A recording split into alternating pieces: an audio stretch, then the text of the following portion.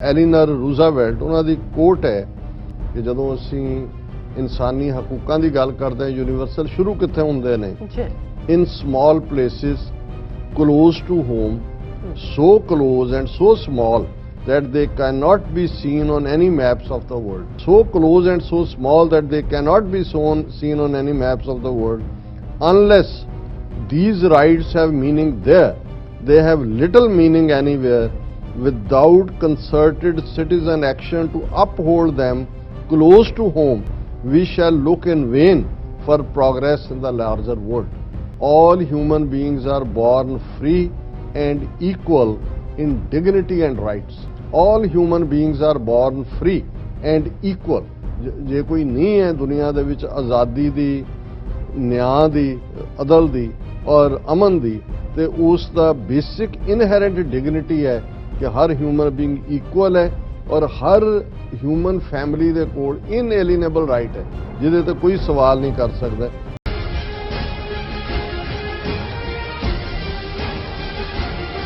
ਵਾਹਿਗੁਰੂ ਜੀ ਕਾ ਖਾਲਸਾ ਵਾਹਿਗੁਰੂ ਜੀ ਕੀ ਫਤਿਹ। ਅਸਲਾਮ ਵਾਲੇਕਮ ਆਦਾਬ ਵਰਜ਼ਮਾਹ ਤੁਹਾਡੀ ਹੋਸਟ ਨੀਲਮ ਕੌਰ ਤੇ ਮੈਂ TV84 ਦੇ ਸਾਰੇ ਦਰਸ਼ਕਾਂ ਤੇ ਸਰੋਤਿਆਂ ਨੂੰ ਜੀ ਆਇਆਂ ਕਹਿੰਦੀ ਹਾਂ ਪ੍ਰੋਗਰਾਮ ਸੱਚੋ ਸੱਚ ਵਿੱਚ ਜਿਹੜੇ ਇਸ ਪ੍ਰੋਗਰਾਮ ਨਾਲ ਦੇਸ਼ਾਂ ਵਿਦੇਸ਼ਾਂ ਤੋਂ ਜੁੜ ਚੁੱਕੇ ਨੇ। ਖਾਲਸਾ ਨੂੰ ਫੇਰ ਸੈਂਟਰ ਦੇ ਸੰਚਾਲਕ ਡਾਕਟਰ ਅਮਰਜੀਤ ਸਿੰਘ ਜੀ ਰੋਜ਼ਾਨਾ ਦੀ ਤਰ੍ਹਾਂ ਸਟੂਡੀਓ 'ਚ ਮੇਰੇ ਨਾਲ ਮੌਜੂਦ ਨੇ। ਉਹਨਾਂ ਨਾਲ ਗੱਲਬਾਤ ਕਰਕੇ ਅੱਜ ਦੇ ਐਮਿਸ਼ਨ ਸੁਪਰ ਉਹਨਾਂ ਤੋਂ ਉਹਨਾਂ ਦਾ ਤਜ਼ੀਆ ਜਾਣਦੇ ਹਾਂ। ਜੀ ਡਾਕਟਰ ਸਾਹਿਬ ਵਾਹਿਗੁਰੂ ਜੀ ਕਾ ਖਾਲਸਾ ਵਾਹਿਗੁਰੂ ਜੀ ਕੀ ਫਤਿਹ। हाँ जी नीलम कौर जी तुहानू भी ते दुनिया भर च बैठे साडे बहुत ही प्यारे सोहणे सियाणे TV84 दे व्यूअर्स नू भी वाहिगुरू जी का खालसा वाहिगुरू जी की फतेह ते साडे बहुत ही प्यारे मुसलमान भैणां भरावां नू अस्सलाम वालेकुम। जी डॉक्टर साहब छे नु प्रोग्राम सच्चो सच विच बहुत शुक्रिया जी डॉक्टर साहब। आज 10 दिसंबर 2021 27 मगर नानक शाही संमत 553 ਦਾ ਦਿਨ ਹੈ ਤੇ ਡਾਕਟਰ ਸਾਹਿਬ ਪ੍ਰੋਗਰਾਮ ਸ਼ੁਰੂ ਕਰਨ ਤੋਂ ਪਹਿਲਾਂ ਸਿਰਫ ਦਰਸ਼ਕਾਂ ਤੇ ਸਰੋਤਿਆਂ ਨੂੰ ਹਮੇਸ਼ਾ ਤਰ੍ਹਾਂ ਦੱਸ ਰਹੀ ਔਰ ਜੇ ਤੁਸੀਂ ਹੱਕ ਸੱਚ ਇਨਸਾਫ ਤੇ ਪੈਰਾ ਦਿੰਦਾ ਇੱਕੋ ਇੱਕ ਚੈਨਲ TV84 ਨੂੰ ਦੇਖਣਾ ਚਾਹੁੰਦੇ ਹੋ ਤਾਂ ਤੁਸੀਂ ਦੇਖ ਸਕਦੇ ਹੋ ਸਪੈਕਟਰਮ ਕੇਬਲ, ਆਰਸੀਐਨ ਕੇਬਲ, ਬੈਲਫਾਗ ਕੇਬਲ ਕੈਨੇਡਾ, roku, ਚਾਦੂ ਬਾਕਸ, ਸ਼ਾਵਾ, ਫੇਸਬੁੱਕ TV84 ਦੀ ਐਪ ਰਾਹੀਂ online streaming and IP box ਤੇ ਤੁਸੀਂ TV84 ਨੂੰ ਦੇਖ ਸਕਦੇ ਹੋ। ਵਿਊਅਰਸ ਜੇ ਤੁਸੀਂ TV84 ਨਾਲ ਪ੍ਰੋਗਰਾਮ ਸੱਚੋ ਸੱਚ ਨਾਲ ਫੇਸਬੁੱਕ ਰਾਹੀਂ ਜੁੜੇ ਤਾਂ ਇਸ ਨੂੰ ਵੱਧ ਤੋਂ ਵੱਧ ਲਾਈਕ ਕਰੋ ਤੇ ਸ਼ੇਅਰ ਕਰੋ ਅਤੇ ਨਾਲ ਹੀ YouTube ਤੇ ਸਬਸਕ੍ਰਾਈਬ ਵੀ ਕਰੋ। ਇਹ ਵੀ ਦੱਸ ਦਿਓ ਕਿ ਤੁਸੀਂ TV84 ਦੀ ਐਪ ਨੂੰ ਐਂਡਰੋਇਡ ਐਂਡ ਐਪ ਸਟੋਰ ਤੇ ਡਾਊਨਲੋਡ ਕਰਕੇ ਜੋ TV84 ਦੀ ਲਾਈਵ ਸਟ੍ਰੀਮ ਹੈ ਉਸ ਨੂੰ ਤੁਸੀਂ 24 ਆਵਰਸ ਦੇਖ ਸਕਦੇ ਹੋ। ਵਿਊਅਰਸ ਹੁਣ ਅਸੀਂ ਆਪਣੇ ਪ੍ਰੋਗਰਾਮ ਦੀ ਸ਼ੁਰੂਆਤ ਕਰਨ ਜਾ ਰਹੇ ਹਾਂ। ਇਸ ਵੀਕ ਦਾ ਐਂਡ ਵਾਲਾ ਪ੍ਰੋਗਰਾਮ ਕਰਨ ਜਾ ਰਹੇ ਹਾਂ ਔਰ ਸਭ ਨੂੰ ਹੈਪੀ ਵੀਕਐਂਡ ਕਹਿੰਦੇ ਹਾਂ ਔਰ ਦੁਆ ਅਰਦਾਸ ਕਰਦੇ ਹਾਂ ਕਿ ਤੁਹਾਡਾ ਜਿਹੜਾ ਵੀਕਐਂਡ ਹੈ ਉਹ ਬਹੁਤ ਹੀ ਵਧੀਆ ਗੁਜ਼ਰੇ। ਸੋ ਪ੍ਰੋਗਰਾਮ ਦੇ ਸ਼ੁਰੂ ਦੇ ਵਿੱਚ ਆਪਾਂ ਤੁਹਾਨੂੰ ਦੱਸ ਦਈਏ ਕਿ ਅੱਜ ਦੇ ਪ੍ਰੋਗਰਾਮ ਸੱਚੋ ਸੱਚ ਨੂੰ ਸਪਾਂਸਰ ਕੀਤਾ ਗਿਆ ਹੈ ਵਰਜੀਨੀਆ ਤੋਂ ਵੀਰ ਸੁਰਿੰਦਰ ਸਿੰਘ ਜੀ ਹੋਰਾਂ ਵੱਲੋਂ ਔਰ ਇਹਨਾਂ ਨੇ TV84 ਲਈ ਦਸਵੰਧ ਨੈਟਵਰਕ ਤੇ ਮੈਚਿੰਗ ਫੰਡ ਕੈਂਪੇਨ ਦੀ ਸਫਲਤਾ ਲਈ ਵਧਾਈ ਦਿੱਤੀ ਹੈ ਅਤੇ ਸਮੂਹ ਵੀਰਾਂ ਭੈਣਾਂ ਦਾ ਧੰਨਵਾਦ ਕੀਤਾ ਹੈ ਜਿਨ੍ਹਾਂ ਨੇ TV84 ਲਈ ਆਪਣਾ ਦਸਵੰਧ ਕੱਢਿਆ ਔਰ ਮੀਡੀਆ ਵਿੱਚ ਕੌਮ ਕੋਲ TV84 ਤੋਂ ਬਿਨਾਂ ਹੋਰ ਕੋਈ ਅਦਾਰਾ ਨਹੀਂ ਨਜ਼ਰ ਆਉਂਦਾ। ਸੋ ਜੋ ਵਾਪਰ ਰਹੀਆਂ ਘਟਨਾਵਾਂ ਤੇ ਅੰਤਰਰਾਸ਼ਟਰੀ ਮੁੱਦਿਆਂ ਤੇ ਸਾਨੂੰ ਸੇਧ ਦੇ ਸਕੇ। ਸੋ ਆਪ ਸਭ ਨੂੰ ਬੇਨਤੀ ਕੀਤੀ ਜਾਂਦੀ ਹੈ ਕਿ ਤੁਸੀਂ TV84 ਦੀ ਵੱਧ ਤੋਂ ਵੱਧ ਮਾਈਕ ਸਹਾਇਤਾ ਕਰੋ। ਸੋ ਅੱਜ ਦੀ ਸਪਾਂਸਰਸ਼ਿਪ ਲਈ ਅਸੀਂ ਵੀਰ ਸੁਰਿੰਦਰ ਸਿੰਘ ਜੀ ਹੋਰਾਂ ਦਾ ਤਹਿ ਦਿਲ ਤੋਂ ਸ਼ੁਕਰੀਆ ਅਦਾ ਕਰਦੇ ਹਾਂ ਔਰ ਤੁਹਾਨੂੰ ਵੀ ਅਪੀਲ ਤੇ ਬੇਨਤੀ ਕਰਦੇ ਹਾਂ ਕਿ ਤੁਸੀਂ ਵੀ ਵੱਧ ਤੋਂ ਵੱਧ ਪ੍ਰੋਗਰਾਮ ਸੱਚੋ ਸੱਚ ਨੂੰ ਸਪਾਂਸਰ ਕਰੋ। ਸਪਾਂਸਰਸ਼ਿਪ ਲਈ ਤੁਸੀਂ ਸਾਨੂੰ ਸਾਡੇ ਫੋਨ ਨੰਬਰ ਤੇ ਕਾਲ ਕਰ ਸਕਦੇ ਹੋ 5166619984। ਤੁਸੀਂ ਸੇਮ ਨੰਬਰ ਤੇ WhatsApp ਕਰ ਸਕਦੇ ਹੋ। ਤੁਸੀਂ ਸਾਨੂੰ ਈਮੇਲ ਵੀ ਕਰ ਸਕਦੇ ਹੋ info@tv84.tv ਤੇ। ਸੋ ਵਿਊਅਰਸ ਪਹਿਲੇ ਸੈਗਮੈਂਟ ਦੇ ਵਿੱਚ ਆਪਾਂ ਗੱਲਬਾਤ ਕਰਨ ਜਾ ਰਹੇ ਹਾਂ ਕਿ ਵਿਊਅਰਸ ਜਿਸ ਤਰ੍ਹਾਂ ਕਿ ਸਾਨੂੰ ਸਾਰਿਆਂ ਨੂੰ ਪਤਾ ਹੈ ਕਿ ਅੱਜ ਇੰਟਰਨੈਸ਼ਨਲ ਹਿਊਮਨ ਰਾਈਟਸ ਡੇ ਹੈ। ਸੋ 10 ਦਸੰਬਰ 1948 ਨੂੰ ਯੂਨਾਈਟਿਡ ਨੇਸ਼ਨਸ ਨੇ ਹਿਊਮਨ ਰਾਈਟਸ ਦਾ ਐਲਾਨਨਾਮਾ ਜਾਰੀ ਕੀਤਾ ਸੀ। ਅਸੀਂ ਦੁਨੀਆ ਭਰ ਦੇ ਉਹਨਾਂ ਸਾਰੇ ਇਨਸਾਨੀ ਹੱਕਾਂ ਦੇ ਅਲੰਬਰਦਾਰਾਂ ਨੂੰ ਆਪਣੀ ਸਲਾਮ ਪੇਸ਼ ਕਰਦੇ ਹਾਂ ਜਿਨ੍ਹਾਂ ਨੇ ਮਨੁੱਖੀ ਹੱਕਾਂ ਲਈ ਜੂਝਦਿਆਂ ਆਪਣੀਆਂ ਜਾਨਾਂ ਕੁਰਬਾਨ ਕੀਤੀਆਂ। ਸੋ ਅਸੀਂ ਉਹਨਾਂ ਸਾਰੇ ਹਿਊਮਨ ਰਾਈਟਸ ਐਕਟਿਵਿਸਟਸ ਨੂੰ ਸਲੂਟ ਕਰਦੇ ਹਾਂ ਜਿਹੜੇ ਜ਼ਾਲਮ ਹਕੂਮਤਾਂ ਦੇ ਕਾਲੇ ਕਾਰਨਾਮਿਆਂ ਨੂੰ ਜੱਗ ਜ਼ਾਹਿਰ ਕਰਦੇ ਰਹੇ। ਸੋ ਅੱਜ ਅਸੀਂ ਇੰਟਰਨੈਸ਼ਨਲ ਹਿਊਮਨ ਰਾਈਟਸ ਦੀ ਜਿਹੜੀ ਅਹਿਮੀਅਤ ਅਤੇ ਇਸ ਨਾਲ ਜੁੜੇ ਜਿਹੜੇ ਇਸ਼ੂ ਨੇ ਉਸ ਬਾਰੇ ਆਪਾਂ ਗੱਲਬਾਤ ਕਰਨ ਜਾ ਰਹੇ ਹਾਂ। ਸੋ ਅਸੀਂ ਚਾਹਾਂਗੇ ਕਿ ਤੁਸੀਂ ਸਾਡੇ ਨਾਲ ਸਟਾਰਟਿੰਗ ਤੋਂ ਲੈ ਕੇ ਐਂਡ ਤੱਕ ਇਸੇ ਤਰ੍ਹਾਂ ਹੀ ਬਣੇ ਰਹਿਣਾ। ਦੇਖਣ ਸੁਣਨ ਲਈ ਤੁਹਾਡਾ ਸਭ ਦਾ ਬਹੁਤ ਬਹੁਤ ਸ਼ੁਕਰੀਆ। ਜੀ ਡਾਕਟਰ ਸਾਹਿਬ ਕੀ ਵਿਚਾਰ ਨੇ? ਦੇਖੋ ਸਭ ਤੋਂ ਪਹਿਲਾਂ ਤਾਂ ਅਸੀਂ ਅੱਜ ਦੇ ਪ੍ਰੋਗਰਾਮ ਨੂੰ ਸਪਾਂਸਰ ਕਰਨ ਲਈ ਵੀਰ ਸੁਰਿੰਦਰ ਸਿੰਘ ਵਰਜੀਨੀਆ ਉਹਨਾਂ ਦਾ ਬਹੁਤ ਸ਼ੁਕਰੀਆ ਅਦਾ ਕਰਦੇ ਹਾਂ। ਸਾਡੇ ਬਹੁਤ ਹੀ ਪਿਆਰੇ ਵੀਰ ਨੇ, ਹਮਦਰਦ ਨੇ, ਪੰਥ ਨਾਲ ਪੂਰੀ ਤਰ੍ਹਾਂ ਪਰਨਾਏ ਹੋਏ ਨੇ ਔਰ ਦਸਵੰਧ ਕੈਂਪੇਨ ਵੀ ਅਸੀਂ ਕਾਮਯਾਬੀ ਨਾਲ ਨਾ ਕਰ ਸਕਦੇ ਜੇ ਸਾਨੂੰ ਵੀਰ ਸੁਰਿੰਦਰ ਸਿੰਘ ਉਸ ਸਿਸਟਮ ਦੇ ਵਿੱਚ ਨਾ ਵਾੜਦੇ ਔਰ ਇਸ ਤੋਂ ਇਲਾਵਾ ਉਹ ਸਮੇਂ-ਸਮੇਂ ਆਪਣੇ ਦਸਵੰਧ ਚੋਂ ਵੀ ਜਿਹੜਾ TV 84 ਦੀ ਮਦਦ ਕਰਦੇ ਨੇ। ਔਰ ਉਹ ਇੱਕ ਇਸ ਕਿਸਮ ਦੀ ਸ਼ਖਸੀਅਤ ਨੇ। ਮੈਂ ਬਹੁਤ ਵਾਰ ਦੇਖਦਾ ਕਿ ਕੁਝ ਲੋਕ ਠੀਕ ਹੈ, ਸਾਡੇ ਮਿੱਤਰ ਸ਼ੇਖ ਸਾਹਿਬ ਅਕਸਰ ਕਹਿੰਦੇ ਸੀ ਕਿ ਵੀ ਨਾ ਤਾਂ ਅੱਲਾ ਮੀਆਂ ਨੂੰ ਵੀ ਆਪਣਾ ਚੰਗਾ ਲੱਗਦਾ ਕਿ ਹਰ ਕੋਈ ਚਾਹੁੰਦਾ ਵੀ ਉਸ ਦੀ ਰੈਕਗਨੀਸ਼ਨ ਹੋਏ, ਪਰ ਉਹ ਐਸੇ ਵੀਰ ਨੇ ਜਿਨ੍ਹਾਂ ਨੂੰ ਇਹ ਹੁੰਦਾ ਹੈ ਕਿ ਨਹੀਂ ਬਸ ਗੁਰੂ ਨੇ ਸਾਥੋਂ ਸੇਵਾ ਲੈਣੀ ਹੈ, ਅਸੀਂ ਸੇਵਾ ਕਰਦੇ ਤੇ ਤੁਸੀਂ ਸਾਡਾ ਨਾਂ ਵੀ ਨਾ ਲਿਆ ਕਰੋ। ਸੋ ਅਸੀਂ ਉਹਨਾਂ ਦਾ ਬਹੁਤ-ਬਹੁਤ ਸ਼ੁਕਰੀਆ ਅਦਾ ਕਰਦੇ ਹਾਂ। ਅੱਜ 10 ਦਸੰਬਰ ਦਾ ਦਿਨ, ਔਰ ਮੈਨੂੰ ਯਾਦ ਹੈ ਕਿ ਜਦੋਂ ਅਸੀਂ 1991 ਦੇ ਵਿੱਚ ਪੰਥਕ ਕਮੇਟੀ ਦੇ ਸਪੋਕਸਪਰਸਨ ਦੇ ਤੌਰ ਤੇ ਸੇਵਾ ਲਈ, ਨਵੰਬਰ ਦਾ ਮਹੀਨਾ ਸੀ, ਕਿਉਂਕਿ ਗੁਰੂ ਗ੍ਰੰਥ ਸਾਹਿਬ ਗੁਰਗੱਦੀ ਦਿਵਸ ਦੇ ਮੌਕੇ ਦੇ ਉੱਤੇ ਯੂਬਾ ਸਿਟੀ ਦੇ ਨਗਰ ਕੀਰਤਨ 'ਚ ਜਥੇਦਾਰ ਸਤਿੰਦਰਪਾਲ ਸਿੰਘ ਜਿਹੜੇ ਮੈਂਬਰ ਸਨ ਪੰਥਕ ਕਮੇਟੀ ਦੇ, ਉਹਨਾਂ ਨੇ ਐਲਾਨਿਆ। ਔਰ ਉਸ ਤੋਂ ਇੱਕਦਮ ਬਾਅਦ ਇਹ 10 ਦਸੰਬਰ ਆਇਆ। ਉਦੋਂ ਤੱਕ ਸਾਡੇ ਕੌਮੀ ਹਲਕਿਆਂ ਦੇ ਵਿੱਚ ਜਾਂ ਕਿਤੇ ਵੀ ਇਸ ਦਿਨ ਬਾਰੇ ਕੋਈ ਜਾਣਕਾਰੀ ਨਹੀਂ ਸੀ ਕਿ ਵੀ 10 ਦਸੰਬਰ ਕੀ ਹੈ। ਔਰ ਮੈਂ ਸੁਜੈਸਟ ਕੀਤਾ ਕਿ ਵੀ ਇਸ ਦਿਨ ਨੂੰ ਅਸੀਂ ਜਿਹੜਾ ਹੈ ਉਹ ਐਮਨੈਸਟੀ ਇੰਟਰਨੈਸ਼ਨਲ ਤੇ ਦੂਸਰਿਆਂ ਨਾਲ ਮਿਲ ਕੇ ਮਨਾਈਏ। ਔਰ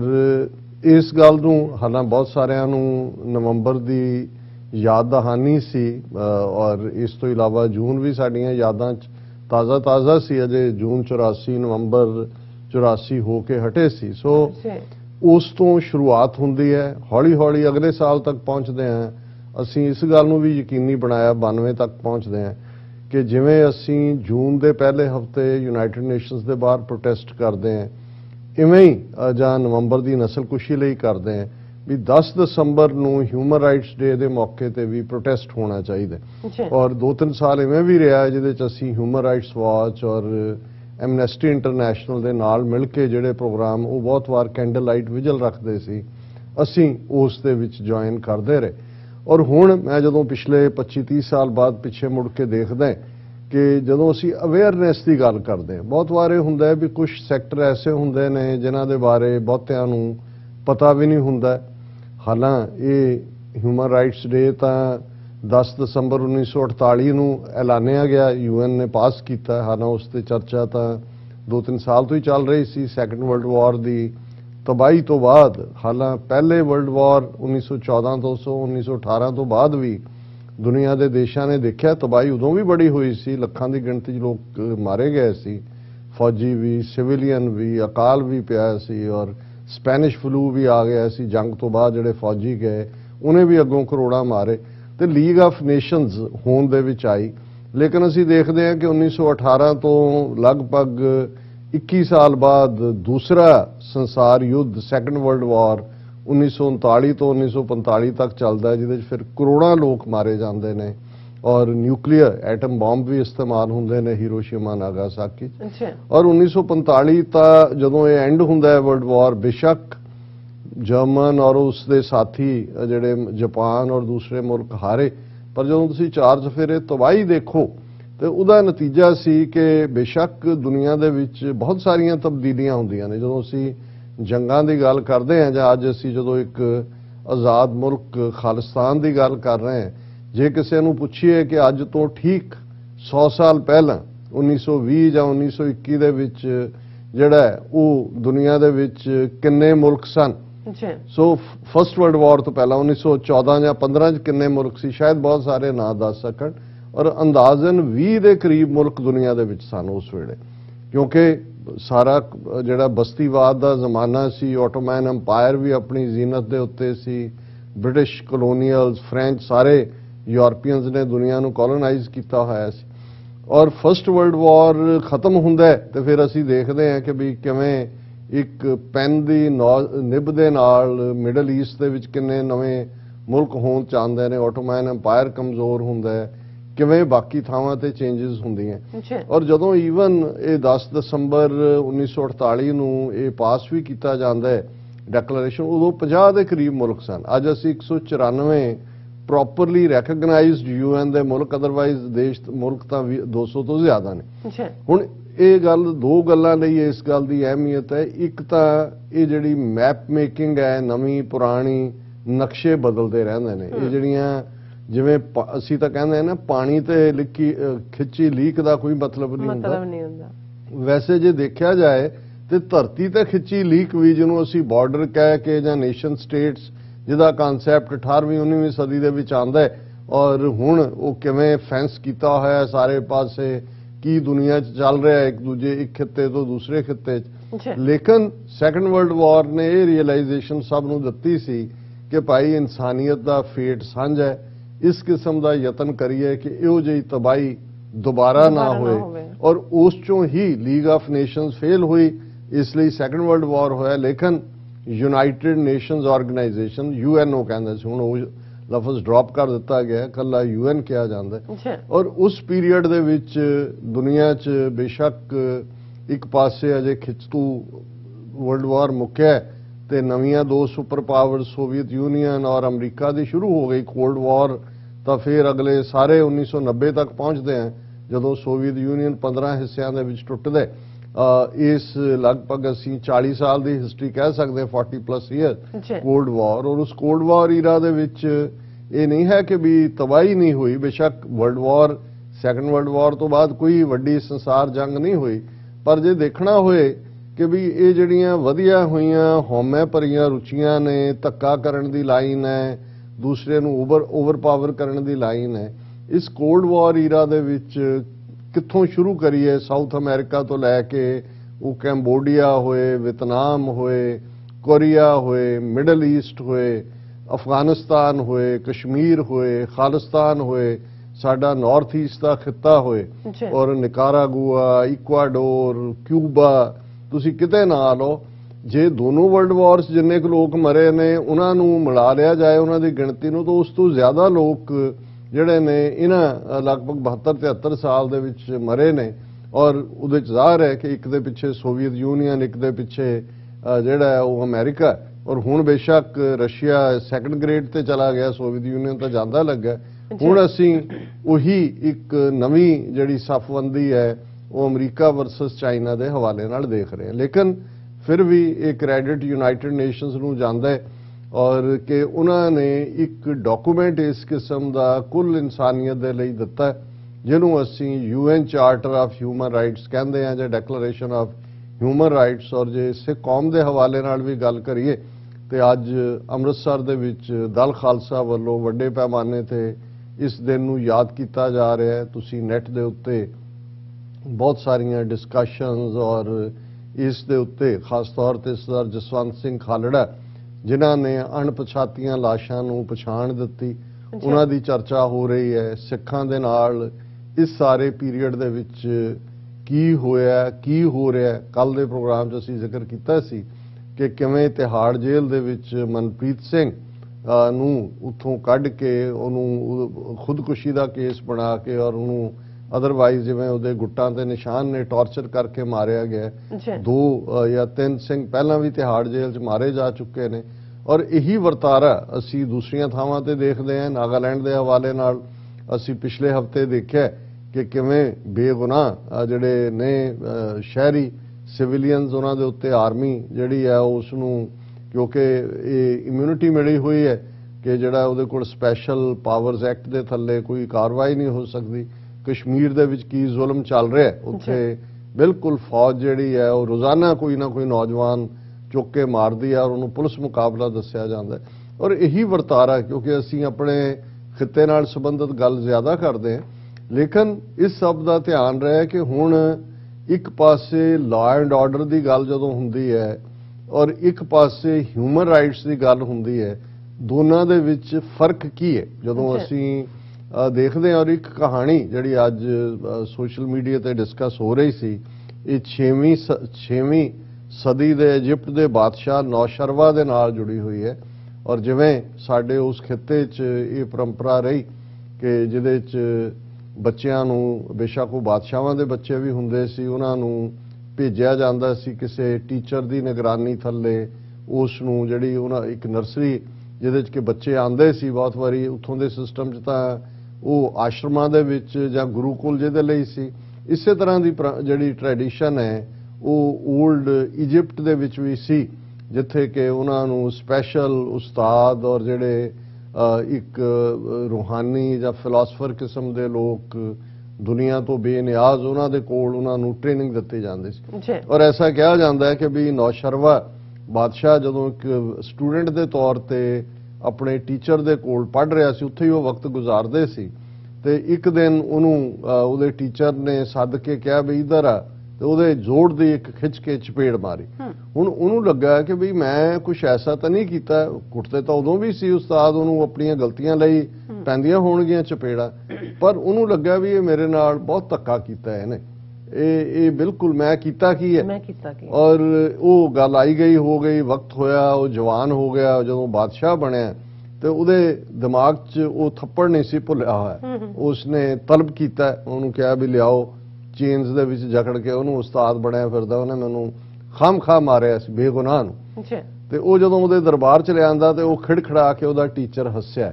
ਤੇ ਉਹ ਉਹਨੂੰ ਕਹਿੰਦਾ ਕਿ ਵੀ ਕਿਉਂ ਹੱਸਿਆ, ਕਿ ਉਹ ਕਹਿੰਦਾ ਮੈਂ ਇਸ ਲਈ ਹੱਸਿਆ ਕਿ ਤੈਨੂੰ ਸਬਕ ਚੰਗੀ ਤਰ੍ਹਾਂ ਯਾਦ ਹੋ ਗਿਆ। ਉਹਨੇ ਕਿਹਾ ਕਿ ਉਹਨੇ ਕਿਹਾ ਦੇਖ ਮਾਰਿਆ ਮੈਂ ਤੈਨੂੰ ਕਈ ਵਾਰ ਸੀ ਤੇਰੀ ਗਲਤੀ ਲਈ, ਉਹ ਤੈਨੂੰ ਯਾਦ ਨਹੀਂ ਹੈ। ਸੋ ਹੁਣ ਇਸ ਗੱਲ ਨੂੰ ਕਦੇ ਨਾ ਭੁੱਲੀ, ਤੂੰ ਬਾਦਸ਼ਾਹ ਬਣ ਗਿਆ ਹੈ, ਜਿਵੇਂ ਤੈਨੂੰ ਬੇਗੁਨਾਹ ਮਾਰੇ ਨੂੰ ਉਹ ਚਪੇੜ ਨਹੀਂ ਭੁੱਲੀ ਹੈ, ਇਵੇਂ ਕਿਸੇ ਦੇ ਉੱਤੇ ਤੂੰ ਧੱਕਾ ਨਾ ਕਰੀ, ਕਿਸੇ ਬੇਗੁਨਾਹ ਦੇ ਉੱਤੇ ਜਿਹੜਾ ਜ਼ੁਲਮ ਨਾ ਕਰੀ। ਹੁਣ ਗੱਲ ਜਿਹੜੀ ਆ ਉਹ ਭਾਵੇਂ ਕਿਸੇ ਹਵਾਲੇ ਨਾਲ ਹੋਏ, ਜਦੋਂ ਅਸੀਂ ਇੱਕ ਪਾਸੇ ਲਾ ਐਂਡ ਆਰਡਰ ਵਾਲੀ ਸੁਸਾਇਟੀ ਹੈ, ਪਰ ਜਦੋਂ ਲਾ ਐਂਡ ਆਰਡਰ ਦੇ ਥੱਲੇ ਕੋਈ ਹਕੂਮਤ, ਉਹ ਹਕੂਮਤ ਨਹੀਂ ਹੁੰਦੀ, ਉਹ ਰਾਦਰ ਜ਼ੁਲਮ ਕਰਦੀ ਹੈ ਆਪਣੇ ਸ਼ਹਿਰੀਆਂ ਦੇ ਉੱਤੇ, ਆਪਣੇ ਲੋਕਾਂ ਦੇ ਉੱਤੇ। ਉਹਨਾਂ ਦੇ ਵਿੱਚ ਉਹ ਡਿਸਕ੍ਰਿਮੀਨੇਸ਼ਨ ਜਿਹੜੀ ਆ ਉਹ ਰਿਲੀਜਨ ਬੇਸਡ ਹੋਏ, ਰੇਸ ਬੇਸਡ ਹੋਏ, ਜੈਂਡਰ ਬੇਸਡ ਹੋਏ, ਕੋਈ ਵੀ ਹੋਏ, ਤੇ ਜ਼ਾਹਰ ਹੈ ਕਿ ਉਹਦੀ ਜਿਹੜੀ ਵਾਇਓਲੇਸ਼ਨ ਹੈ ਉਸ ਦੇ ਲਈ ਫਿਰ ਉਸ ਇਨਸਾਨ ਕੋਲ ਜਾਂ ਉਸ ਕੌਮ ਕੋਲ, ਉਸ ਕਬੀਲੇ ਕੋਲ ਇਹ ਹੱਕ ਰਹਿੰਦਾ ਹੈ ਕਿ ਉਹ ਹਥਿਆਰਬੰਦ ਸਟਰਗਲ ਦੇ ਰਸਤੇ ਨੂੰ ਚੁਣੇ। ਔਰ ਬੇਸ਼ੱਕ ਹਿਊਮਨ ਰਾਈਟਸ ਦੇ ਹਵਾਲੇ ਨਾਲ ਸਿੱਖੀ ਪਰਸਪੈਕਟਿਵ ਤੋਂ ਗੱਲ ਕਰਦੇ ਹਾਂ, ਅਸੀਂ ਗੁਰੂ ਨਾਨਕ ਸਾਹਿਬ ਦੀ ਤੋਂ ਹੀ ਸ਼ੁਰੂ ਕਰਦੇ ਹਾਂ ਆਲਵੇਜ਼, ਕਿ ਜਿਨ੍ਹਾਂ ਨੂੰ ਜੇ ਅਸੀਂ ਆਪਣੇ ਉਸ ਖਿੱਤੇ ਦੇ ਵਿੱਚ ਜਾਂ ਸਿੱਖ ਪਰੰਪਰਾ ਜਾਂ ਸਿੱਖ ਮਜ਼ਹਬ ਦੇ ਹਵਾਲੇ ਨਾਲ ਕਹਿਣਾ ਹੋਏ ਤੇ ਗੁਰੂ ਨਾਨਕ ਸਾਹਿਬ ਨੇ ਜਿੱਥੇ ਇਨਸਾਨੀ ਪਿਆਰ ਦਾ ਸੁਨੇਹਾ ਦਿੱਤਾ ਹੈ, ਨਿਮਾਣਿਆਂ ਨਿਤਾਣਿਆਂ ਨੂੰ ਗਲ ਨਾਲ ਲਾਇਆ, ਔਰਤਾਂ ਦੇ ਹਕੂਕ ਦੀ ਗੱਲ ਕੀਤੀ, ਉੱਥੇ ਉਹਨਾਂ ਨੇ ਜ਼ੁਲਮ ਦੇ ਖਿਲਾਫ ਜਿਹੜੇ ਵੇਲੇ ਦੇ ਬਾਦਸ਼ਾਹ ਸਨ, ਰਾਜੇ ਸ਼ੀਂ ਮੁਕੱਦਮ ਕੁੱਤੇ, ਜਾਏ ਜਗਾਇਨ ਬੈਠੇ ਸੁੱਤੇ, ਚਾਕਰ ਨਹਿੰਦਾ ਪਾਇਨ ਘਾਓ, ਰੱਤ ਪਿਤ ਕੁੱਤਿਓ ਚੱਟ ਜਾਓ। ਇਸ ਤੋਂ ਸਟਰੋਂਗ ਸਟੇਟਮੈਂਟ ਤੁਸੀਂ ਮਜ਼ਹਬੀ ਹਵਾਲੇ ਨਾਲ ਕਿਤੇ ਨਹੀਂ ਦੇਖੋਗੇ।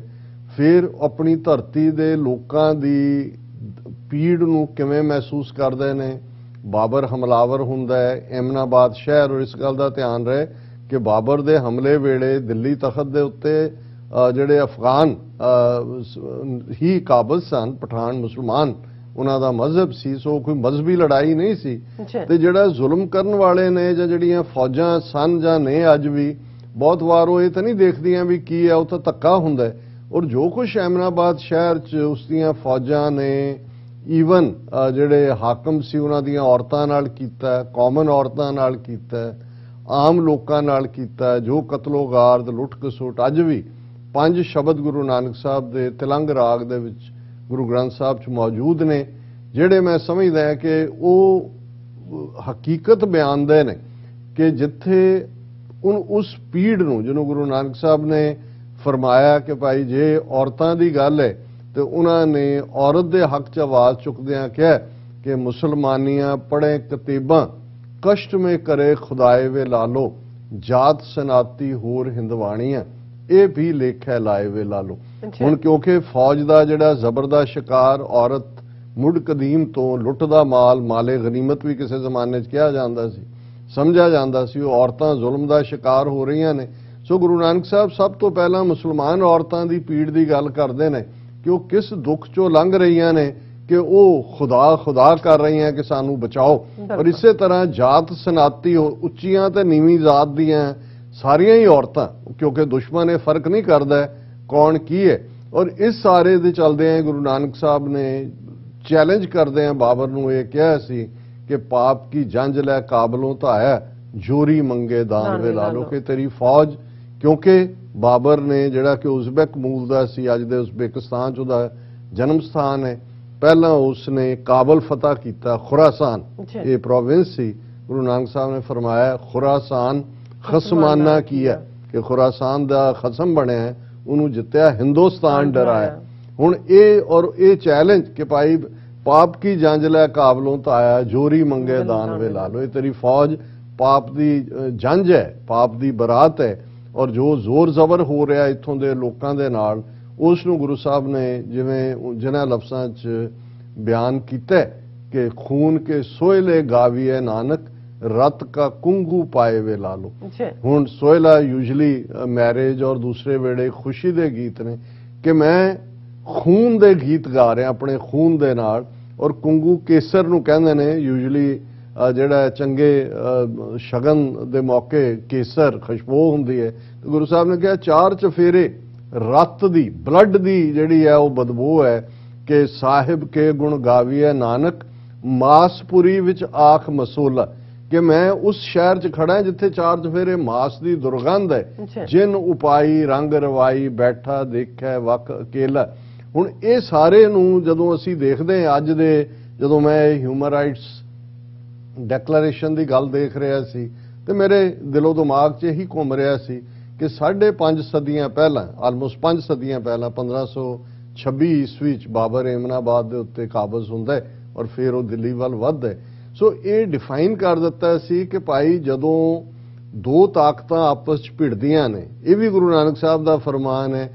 ਜੇ ਸ਼ਕਤਾ ਸ਼ਕਤੇ ਕੋ ਮਾਰੇ ਤਾਂ ਮਨ ਰੋਸ ਨਾ ਹੋਈ, ਸ਼ਕਤਾ ਸੀਹੋ ਮਾਰੇ ਪੈ ਵੱਗੇ, ਖਸਮੈ ਸਾ ਪਰਸੋਈ। ਕਿ ਦੋ ਤਾਕਤਾਂ ਆਪਸ 'ਚ ਡਿਊਲ ਕਰਦੀਆਂ ਨੇ, ਇੱਕ ਸ਼ਕਤੀਵਾਨ ਤਾਕਤਵਰ ਦੂਜੇ ਨਾਲ ਭਿੜਦਾ, ਇੱਕ ਨੇ ਹਾਰਨਾ ਇੱਕ ਨੇ ਜਿੱਤਣਾ, ਤਾਂ ਮਨ ਰੋਸ ਨਾ ਹੋਈ। ਗੁਰੂ ਸਾਹਿਬ ਕਹਿੰਦੇ ਨੇ ਕੋਈ ਸ਼ਿਕਾਇਤ ਨਹੀਂ। ਪਰ ਜਦੋਂ ਇੱਕ ਧਿਰ ਬੇਗੁਨਾਹ ਜਨਤਾ ਦੇ ਉੱਤੇ ਜਿਵੇਂ ਉਹ ਇੱਕ ਬਗਿਆੜ ਵਾਂਗ ਝਪਟਦੀ ਹੈ, ਫਿਰ ਇਸ ਦੇ ਲਈ ਜਿਹੜਾ ਉਹ ਆਨਸਰੇਬਿਲਿਟੀ ਹੈ, ਅਕਾਊਂਟੇਬਿਲਿਟੀ ਹੈ। ਔਰ ਇਹੀ ਪਾਰਟ ਜਦੋਂ ਅਸੀਂ ਸਾਰੇ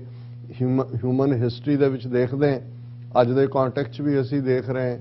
ਆਪਣੇ ਗੁਆਂਢ ਦੇ ਵਿੱਚ ਅਸੀਂ ਅਫਗਾਨਿਸਤਾਨ 'ਚ ਦੇਖਿਆ, ਆਪਣੀ ਧਰਤੀ ਖਾਲਿਸਤਾਨ ਤੇ ਦੇਖਿਆ, ਕਸ਼ਮੀਰ ਦੇ ਵਿੱਚ ਦੇਖਿਆ, ਲਗਾਤਾਰਤਾ ਨਾਲ ਦੇਖ ਰਹੇ ਹਾਂ, ਨਾਗਾਲੈਂਡ 'ਚ ਔਰ ਭਾਰਤ ਭਰ ਦੇ ਵਿੱਚ ਡੈਮੋਕ੍ਰੇਸੀ ਦੇ ਨਾਂ ਥੱਲੇ ਇੱਕ ਪਾਸੇ ਉਹ ਰਜੀਮ ਨੇ, ਕਮਿਊਨਿਸਟ ਰਜੀਮ, ਡਿਕਟੇਟਰਸ਼ਿਪਸ, ਸ਼ੇਖਡਮਸ, ਫੌਜੀ, ਉਹਨਾਂ ਨੂੰ ਤੁਸੀਂ ਛੱਡ ਦਿਓ, ਉਹ ਤਾਂ ਪਹਿਲਾਂ ਹੀ ਉਹਨਾਂ ਦਾ ਸਿਸਟਮ ਉਸ ਕਿਸਮ ਦਾ ਹੈ ਜਿਹਦੇ 'ਚ ਕੋਈ ਹਿਊਮਨ ਰਾਈਟਸ ਆ ਦੂਜੇ ਤੀਜੇ ਨੂੰ ਉਹਨਾਂ ਨੇ ਡਿਫਾਈਨ ਨਹੀਂ ਕੀਤਾ ਹੋਇਆ। ਪਰ ਜਿਨ੍ਹਾਂ ਮੁਲਕਾਂ ਨੇ ਡੈਮੋਕ੍ਰੇਸੀ ਜਾਂ ਜਮਹੂਰੀਅਤ ਦੇ ਨਾਂ ਥੱਲੇ ਆਪਣੀ ਦੁਨੀਆ ਦੇ ਵਿੱਚ ਪਛਾਣ ਬਣਾਉਣ ਦੀ ਕੋਸ਼ਿਸ਼ ਕੀਤੀ, ਉਹ ਜਦੋਂ ਵਾਇਓਲੇਟ ਕਰਦੇ ਨੇ ਤੇ ਫਿਰ ਜ਼ਰੂਰ ਇਹ ਕਹਿਣਾ ਬਣਦਾ ਹੈ ਕਿ ਭਾਈ ਕਿਸ ਦੇ ਅੱਗੇ ਤੁਸੀਂ ਪੁਕਾਰ ਕਰੋ, ਕਿਸ ਦੇ ਅੱਗੇ ਜਿਹੜਾ ਕਰੋ। ਔਰ ਗੱਲ ਸਿਰਫ ਮੁਲਕਾਂ ਜਾਂ ਕਬੀਲਿਆਂ ਤੱਕ ਮਹਿਦੂਦ ਨਹੀਂ ਹੈ, ਇਹ ਕਹਾਣੀ ਵੀ ਆਪਣੇ ਘਰ ਤੋਂ ਸ਼ੁਰੂ ਹੁੰਦੀ ਹੈ। ਔਰ ਪ੍ਰੈਜ਼ੀਡੈਂਟ ਰੂਜ਼ਵੈਲਟ ਜਿਹੜੇ ਸੈਕੰਡ ਵਰਲਡ ਵਾਰ ਦੇ ਵੇਲੇ ਜਿਨ੍ਹਾਂ ਨੇ ਅਮਰੀਕਾ ਨੂੰ ਲੀਡ ਕੀਤਾ, 4 ਟਰਮ ਪ੍ਰੈਜ਼ੀਡੈਂਟ ਰਹੇ, ਉਹਨਾਂ ਦੀ ਵਾਈਫ ਜਿਹੜੀ ਬੀਬੀ ਬਹੁਤ ਹੀ ਸੁਲਝੀ ਹੋਈ ਔਰ ਉਹਦਾ ਬਹੁਤ ਵੱਡਾ ਯੋਗਦਾਨ ਸੀ ਸੈਕੰਡ ਵਰਲਡ ਵਾਰ ਦੇ ਦੌਰਾਨ ਵਿਕਟਮਸ ਲਈ ਵੀ ਔਰ UN ਦੇ ਇਸ ਚਾਰਟਰ ਤੱਕ ਪਹੁੰਚਣ ਲਈ ਵੀ। ਉਹਨਾਂ ਦਾ ਨਾਂ ਐਲੀਨਰ ਰੂਜ਼ਵੈਲਟ, ਉਹਨਾਂ ਦੀ ਕੋਟ ਹੈ, where after all do universal human rights begin, ਕਿ ਜਦੋਂ ਅਸੀਂ ਇਨਸਾਨੀ ਹਕੂਕਾਂ ਦੀ ਗੱਲ ਕਰਦੇ ਹਾਂ, ਯੂਨੀਵਰਸਲ ਸ਼ੁਰੂ ਕਿੱਥੇ ਹੁੰਦੇ ਨੇ? In small places close to home, so close and so small that they cannot be seen on any maps of the world। ਕਿ ਪਹਿਲਾਂ ਘਰੋਂ ਸ਼ੁਰੂ, ਜਿਹਨੂੰ ਅਸੀਂ ਕਹਿੰਦੇ ਹਾਂ ਵੀ ਚੈਰਿਟੀ ਬਿਗਨਸ ਐਟ ਹੋਮ। ਬਹੁਤ ਵਾਰ ਅਸੀਂ ਗੁਰਦੁਆਰਿਆਂ ਦੇ ਹਵਾਲੇ ਨਾਲ ਜਦੋਂ ਮਿਸਮੈਨੇਜਡ ਹੁੰਦਾ ਹੈ ਜਾਂ ਕੋਈ ਹੁੰਦਾ, ਅਸੀਂ ਕਹਿੰਦੇ ਜੀ ਗੁਰਦੁਆਰੇ 'ਚ ਆ ਕੇ, ਅਸੀਂ ਇਹ ਭੁੱਲ ਜਾਂਦੇ ਹਾਂ ਕਿ ਇਹੀ ਲੋਕ ਨੇ ਜਿਹੜੇ ਘਰਾਂ 'ਚੋਂ ਆਏ ਨੇ, ਅਸੀਂ ਉਹੀ ਕਬੀਲਾ ਹੈ, ਅਸੀਂ ਉਹੀ ਟੱਬਰ ਹੈ। ਜੇ ਸਾਡੇ ਘਰਾਂ 'ਚ ਡਿਸਪਲਿਨ ਨਹੀਂ ਹੈ ਜਾਂ ਘਰਾਂ ਦੇ ਵਿੱਚ ਇੱਕ ਦੂਸਰੇ ਦੇ ਹਕੂਕ ਅਸੀਂ ਮਹਿਫੂਜ਼ ਨਹੀਂ ਕਰਦੇ, ਤਾਂ ਉੱਥੇ 2 ਮੀਲ ਦੂਰ ਆ ਕੇ ਉਹ ਕਿਵੇਂ ਬਦਲ ਜਾਏਗੀ ਜ਼ਹਿਨੀਅਤ। ਇਹੀ ਗੱਲ ਬੀਬੀ ਰੂਜ਼ਵੈਲਟ ਕਹਿ ਰਹੇ ਨੇ ਕਿ ਭਾਈ so close and so small that they cannot be seen on any maps of the world unless these rights have meaning there, they have little meaning anywhere without concerted citizen action to uphold them close to home we shall look in vain for progress in the larger world। ਕਿ ਜੇ ਅਸੀਂ ਆਪਣੇ ਘਰਾਂ ਤੋਂ ਇਹ ਨਹੀਂ ਸ਼ੁਰੂ ਕਰਾਂਗੇ ਕਿ ਅਸੀਂ ਕਿਵੇਂ ਹਰ ਇੱਕ ਨੂੰ ਉਹਦਾ ਡਿਊ ਰਿਗਾਰਡ ਦੇਣਾ ਹੈ, ਡਿਊ ਆਨਰ ਦੇਣਾ ਹੈ, ਤੇ ਫਿਰ ਇਹ ਭੁੱਲ ਜਾਈਏ ਕਿ ਦੁਨੀਆ ਦੇ ਵਿੱਚ ਅਸੀਂ कोई तहजीबी सोसाइटी कोई सभ्यक समाज सिरज सकते हैं। और इस गल का ध्यान रहे कि 2021 का जिहड़ा ह्यूमन राइट्स डे है इहदा थीम जिहड़ा UN ने रखा है reducing inequalities advancing human rights, ये उहदा थीम है। उन्होंने ये कहा है कि क्योंकि ये आर्टिकल 1 क्योंकि लगभग 30 आर्टिकल ने जिहड़ी डिक्लेरेशन ह्यूमन राइट्स की 10 दसंबर 1948 ਨੂੰ हुई और उसके पहले आर्टिकल च ये लिखा हुआ है all human beings are born free and equal in dignity and rights, कि कोई भी दुनिया पर जिन्होंने गुरु कलगीधर पातशाह ने फरमाया सी कि मानस की जात सब है एक है पहचान वो, कि ह्यूमन रेस सारी और यही स्पिरिट है इस चार्टर दी इस डिक्लेरेशन दी। All human beings are born free and equal, आजाद तुरथी आजाद सतगुर दे ये बंदे कि मुढ़ तो असी आजाद हैं और बराबर हैं इन डिग्निटी। और सब तो वड्डा जिहड़ा एक किसी नूं नफसी तौर दे उत्ते ये एहसास देना है कि तू बराबर दा शहरी है, तू एक बराबर दा इंसान है, उहदे च एहसासे कमतरी ना भरना पैसे दे आधार ते जां जिस बारे फिर ये सारे चार्टर ने भी बड़ी क्लीयरली इस उन्होंने बयान किया। मैं थोड़ा उन्होंने टच बेस करांगा लेकिन मैं थोड़ा थोड़ा टच करता जावांगा होर भी इस नाल रिलेटेड। और ये जड़ा UN चार्टर है ह्यूमन राइट्स का डिक्लेरेशन है ये दुनिया दियां 500 जबानां दे विच ट्रांसलेट होके जिहड़ी है सारे पासे। और मैं रिकमेंड भी करांगा अपने व्यूअर्स जिहड़े थोड़े बहुत सर्च रिसर्च करते हैं कि इस दे उत्ते जरूर गल करन। पर मैं इस दा जिहड़े उहदे 30 आर्टिकल ने अड अड उन्हां दे उत्ते जिहड़ा है वो इक्वालिटी और दूसरे तीसरे बारे दी शुरुआत ही जिहड़ी है वो इस प्रीएम्बल जिन्हों असी भूमिका कहंदे उहदे नाल हुंदी है। Whereas recognition of the inherent dignity and of the equal and inalienable rights of all members of human family is the foundation of freedom, justice and peace in the world। कि जे कोई नहीं है दुनिया दे विच आज़ादी दी, न्याय दी, अदल दी और अमन दी, ते उस दा बेसिक इनहेरेंट डिग्निटी है कि हर ह्यूमन बीइंग इक्वल है और हर ह्यूमन फैमिली दे कोल इनएलिनेबल राइट है जिहदे ते कोई सवाल नहीं कर सकता। Whereas disregard and contempt for human rights have resulted in barbarous acts which have outraged the conscience of mankind and advent of the world in which human beings shall enjoy freedom of speech and belief and freedom from fear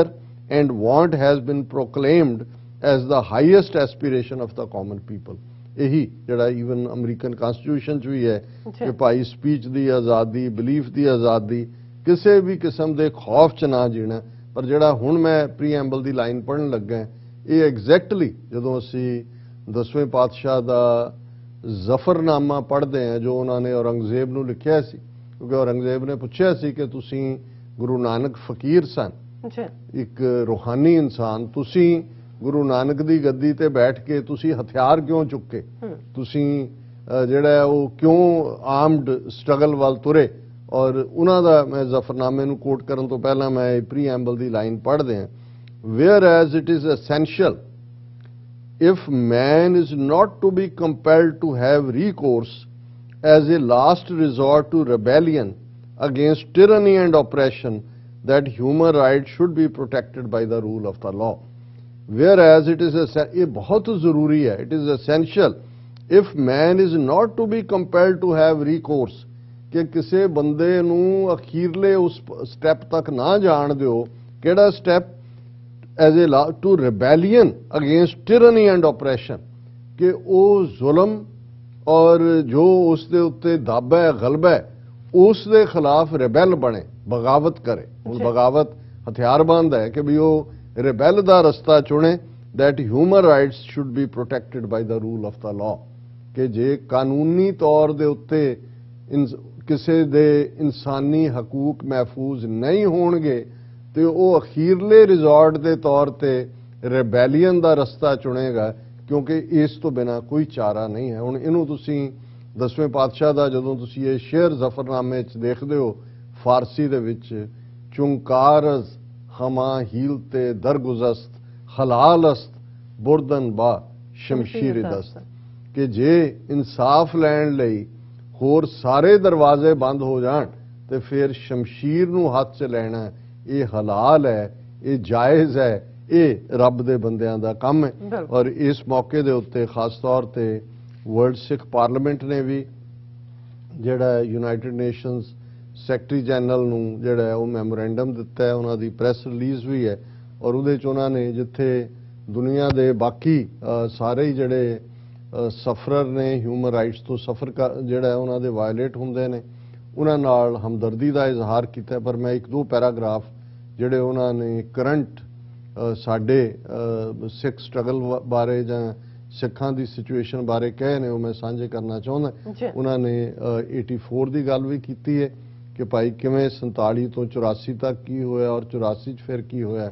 the memorandum and listing the points ranging from Sikh genocide and its perpetrators are still free with impunity, release of Sikh political prisoners in India for years without justice, सारे political prisoners की गल की है, continuance of extrajudicial killings in prison and outside, India's refusal to recognize Sikh right of self-determination as enshrined in 1966 International Covenant on human rights. इस गल का ध्यान रहे कि इस चार्टर तो बाद उन्होंने फर्दर फोर्टिफाई करते हैं जिनीवा कन्वेंशनस कोवेनेंट्स भी जिहड़े ने वो होंद दे विच आंदे ने और इसे तरह जिहड़ा कोवेनेंट ऑन ह्यूमन राइट्स 1966 दा इंटरनेशनल कोवेनेंट उहदे च राइट ऑफ सैल्फ डिटरमिनेशन। और अज जे असीं रेफरेंडम 2020 की गल करते हैं, खालिस्तान की कायमी की गल करते हैं, ये well within the ambit है क्योंकि ये भी यूएन दे चार्टर ने इस कोवेनेंट ने हक दिता हुआ है। और it took more than a years agitation in the harsh environment and death of 700 farmers during peaceful demonstrations to get the farmers bill repealed कि अभी 700 तो ज़्यादा किसानां दीयां मौतां हुई हैं, 1 साल तो ज़्यादा जिहड़ा है वो सफरिंग हुई है और ये कानून जिहड़े ने रिपील होए ने। led by Sanyukt Kisan Morcha and associated NGOs played a significant role backed by spirit of the Sikhi to make this happen कि सिक्खी स्पिरिट दे नाल संयुक्त किसान मोर्चा और बाकी NGOs और उन्हां दी मदद दे नाल फिर the memorandum where it thanked the secretary general and its rapporteurs in highlighting the rights of Indian farmers क्योंकि यूएन ने ये भी अपनी स्टेटमेंट दी सी। Also express the need for United Nations to immediately intervene on Sikh human rights concerns and those of Dalits, Muslims, Christians, tribal groups and religious minorities in India कि भाई बहुत थैंक यू तुसी किसान मोर्चे की हमायत की सी पर जो हुण इन्हां कौमां दे नाल हो रहा है इहदे लई जिहड़ा तुसी करो। तो असीं समझदे हां कि जिथे असीं अज इस दिन नूं याद कर रहे हैं उत्थे असीं इन्हां सारे वरियां दे उन्हां सारे योधियां नूं जिन्हां ने human rights, right of self determination, मुढ़ले हकूकां लई लड़दियां जिहड़े कुर्बान होए उन्हां नूं भी साडा सैल्यूट है, प्रणाम है, सलाम है। और जिहड़े अज भी टफ हालातां दे विचों मीडिया दे लोग होण,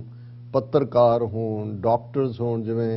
डॉक्टर सैन बॉर्डर्स है वो किवें जा जा के दुनिया च आवाज़ चुकते हैं और वो लोग जिन्होंने अड अड कानूनों के थले भारत च तुसीं देखो सैडिशन लॉ और यूपा यूएपीए यूआपा उन्होंने कहते हैं इदां दे कानूनों थले वो चुक के अंदर दे दिंदे ने और ये वरतारा ये सारे ही मुल्कों दे विच देखण दे विच आंदा है। खास तौर पर कुछ उस किस्म के जिथों तो आवाज़ ही नहीं निकलती और किन्ने जिहड़े ने एनकाउंटर हुंदे ने। और असीं जदों अज ह्यूमन राइट्स डे की गल कर रहे हैं तो साडे सामने मनुखी हक्कां दा अलंबरदार शहीद सरदार जसवंत सिंह खालड़ा जिन्हां ने अणपछातियां लाशां नूं पछाण दिंदिआं अपना आपा कुर्बान कीता उन्हां नूं भी असीं याद कर रहे हैं। अज भी ग्राउंड दे उत्ते फील्ड दे विच ईवन इस किसान मोर्चे दे चलदिआं भी असीं देखदे हैं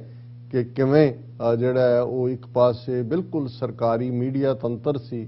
दूसरे पासे किवें यंग जर्नलिस्ट पत्रकार ਉਹ ਸਾਡੇ ਵੀ ਔਰ ਦੂਸਰਿਆਂ ਚੋਂ ਵੀ ਜਿਨ੍ਹਾਂ ਨੇ ਮੇਨ ਸਟ੍ਰੀਮ ਚੋਂ ਵੀ ਕੁਝ ਐਸੇ ਲੋਕ ਆਏ ਜਿਨ੍ਹਾਂ ਨੇ ਬੜੀ ਨਿਰਪੱਖਤਾ ਦੇ ਨਾਲ ਉਹਨਾਂ ਨੂੰ ਕਿਵੇਂ ਹਰਾਸ ਕੀਤਾ ਗਿਆ, ਕਿਵੇਂ ਅੱਜ ਵੀ ਟ੍ਰੋਲ ਕੀਤਾ ਜਾਂਦਾ ਹੈ ਔਰ ਉਹਦੇ 'ਚ ਇਹ ਸਾਰੇ ਹਿਊਮਨ ਰਾਈਟਸ ਨੂੰ ਹਾਈਲਾਈਟ ਕਰਨ ਦੇ ਵਿੱਚ ਜਿੱਥੇ ਜਿੱਥੇ ਜੋ ਵੀ ਕੋਈ ਰੋਲ ਅਦਾ ਕਰ ਰਿਹਾ ਹੈ ਅੱਜ ਦਾ ਦਿਨ ਅਸੀਂ ਉਹਨਾਂ ਸਭ ਦੇ ਨਾਂ ਕਰਦੇ ਹਾਂ। ਬਿਲਕੁਲ ਡਾਕਟਰ ਸਾਹਿਬ, ਤੁਹਾਡਾ ਬਹੁਤ ਬਹੁਤ ਸ਼ੁਕਰੀਆ। ਸੋ ਇਸ ਨਾਲ